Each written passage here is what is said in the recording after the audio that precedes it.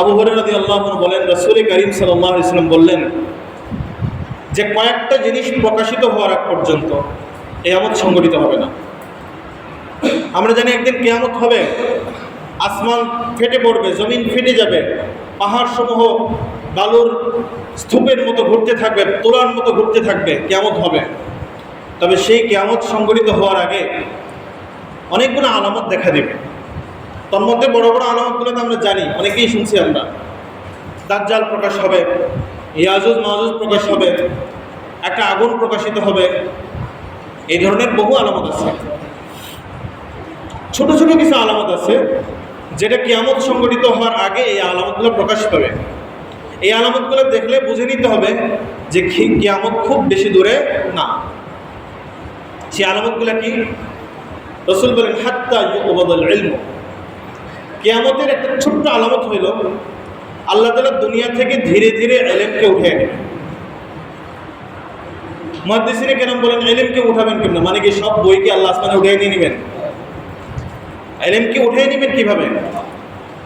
বলেন, বিকবদিল উলামা। আল্লাহ তাআলা মুত্তাকি পরহেজগার আলেমদেরকে ধীরে ধীরে উঠিয়ে নেবেন। এই দুনিয়া থেকে আলেমরা যত কমতে থাকবে, আলেম শূন্য হইতে থাকবে, ওই আলেম যারা আল্লাহকে ভয় করে তারা যত দুনিয়া থেকে বিদায় হতে থাকবে, কিয়ামত তত কাছাকাছি, তত নিকটবর্তী হচ্ছে। এটা হাদিসের কথা। এটা হলো কিয়ামতের একটা আলামত। আরেকটা আলামত হচ্ছে ওয়াতাকসুরাজ জানাজিল। রাসূল করিম সাল্লাল্লাহু আলাইহি ওয়াসাল্লাম বলেন, কিয়ামতের আরেকটা আলামত, যে আলামত দেখে বুঝতে পারবে যে কিয়ামত কাছাকাছি আসতেছে। কিয়ামত মানে কামিং সন বলে না, যে খুব শীঘ্রই আসতেছে, কিয়ামত আসতেছে। সে আগে থেকে আমাদেরকে মানে সতর্ক বার্তা দিচ্ছে যে আমি আসতেছি। সেটা কি? ওয়াতাকসুরাজ জালাজিল। দুনিয়ার আনাচে কানাচে, পৃথিবীর প্রান্তে প্রান্তে ঘন ঘন ভূমিকম্প হবে। ঘন ঘন কি হবে? ভূমিকম্প হবে। এই যে আজকে ভূমিকম্প হচ্ছে, এটা সাধারণ কোনো ভূমিকম্প না। এই সমস্ত ভবিষ্যৎবাণী রাসূল করিম সাল্লাল্লাহু আলাইহি ওয়াসাল্লাম 1400 বছর আগে আমাদেরকে বলে গেছেন, 1450 বছর আগে বলে গেছেন। ওয়াতাকসুরাজ জালাজিল, ভূমিকম্প রাসূল বলেছেন তাকসুর মানে বেশি বেশি হবে, ঘন ঘন হবে, প্রচুর পরিমাণে হবে। এটা হলো কি আমাদের আরেকটা আলামত। আরেকটা হলো ওয়াতাকারাবাজ জামান, সময় সংকীর্ণ হয়ে আসবে। মাস পার হয়ে যাবে, মনে হবে যে সপ্তাহ পার হয়েছে, সময়ে কোনো বরকত থাকবে না।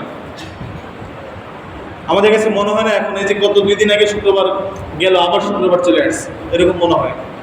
আরে 2 দিন, এই কিছুদিন আগেই তো রমজান পার হইল, আবার দিকে রমজান চলে আসতেছে, সময়ে কোনো বরকত পাওয়া যাবে না।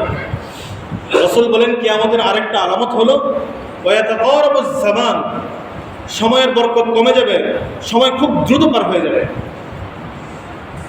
আরেকটা আলামত হচ্ছে ওয়াতাযহারাল ফিতান, বিভিন্ন ফিতনা প্রকাশ পাবে।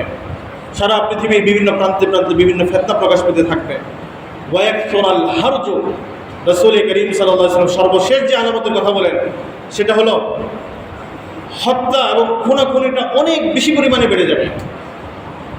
খুনাখুনি অনেক বেশি পরিমাণে বেড়ে যাবে। এই হাদিসটা বিভিন্ন বর্ণনায়, বুখারী এবং মুসলিমের একটা জায়গায় না, একাধিক জায়গায় বিভিন্ন বর্ণনায় একাধিক হাদিস এই বর্ণনা আসছে যে কিয়ামতের একটা বড় আলামত হইল কিয়ামতের আগে প্রচুর পরিমাণে খুনাখুনি বেড়ে যাবে। শুধু কি তাই হবে? আজকে আমরা দেখি খুনাখুনির 10 বছর 15 বছর আগে খুনাখুনির ধরন একটা ছিল, এখন ধরন আরেকটা। 10 বছর আগে 15 বছর আগে আমরা শুনতাম যে অমুক জায়গায় একটা খুন হয়েছে, লাশ ফেলে চলে গেছে। এখন খুনের শিরোনামটা এরকম হয় না। এখন খুনের শিরোনামটা হইল মাথা পাওয়া গেছে এক জায়গায়, পাও পাওয়া গেছে এক জায়গায়, বডি পাওয়া গেছে আরেক জায়গায়। এখন খুনাখুনি শুধুমাত্র মেরে ফেলে শেষ করে দেয় এরকম না, মারার পরে বডিকে টুকরো টুকরো করে বিভিন্ন জায়গায় ছিটিয়ে দেয়। কত নির্মম! রাসূল বলেন এটা হলো কিয়ামতের আলামত। তাহলে এই হাদিস থেকে আমরা বুঝলাম যে ভূমিকম্প অধিক পরিমাণে হওয়া এটা কিয়ামতের একটা আলামত। আর কিয়ামত তত মানে যখন মানুষের আমলনামা যত খারাপ হইতে থাকবে, কিয়ামত তত কাছাকাছি আসবে। রাসূল করিম সাল্লাল্লাহু আলাইহি ওয়াসাল্লাম বলেন যে প্রত্যেক পরের যুগ আগের যুগের চেয়ে বেশি খারাপ হবে। অর্থাৎ সাহাবায়ে কেরামের যুগ ভালো ছিল, তাদের পরে তাবেঈদের যুগ তার চেয়ে একটু কম ভালো, তাবেঈদের পরে তাবেঈদের যুগ একটু কম ভালো।